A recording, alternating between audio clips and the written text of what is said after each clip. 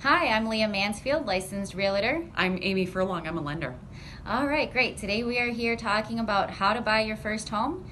And the first step is going to be getting pre-approved. So Amy, what does someone need to do to get pre-approved? The pre-approval process involves an application, can be done online, on the phone, or in person.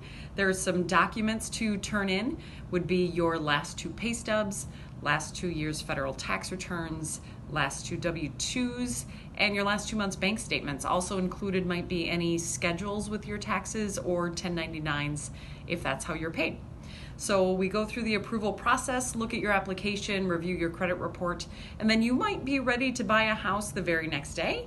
It might be a year before you're ready to buy a house, but the important part is finding out where your point A would be. It's hard to get to point B without knowing where point A is. So don't be afraid to complete that process and just find out where you're at. After that, then you start working with a realtor. Leah, what happens then? Well, once the pre-approval is all done, we start a search, and the search is going to depend on what the buyer is looking for.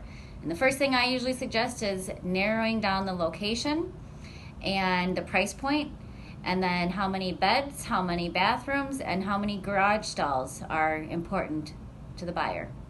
Okay, so let's say I have a search, I found a house that I really want to look at. What do I do? Well, once your realtor has set you up to see a search, I usually suggest that you pick a handful of homes that you like, because it's hard to tell what they look like through pictures.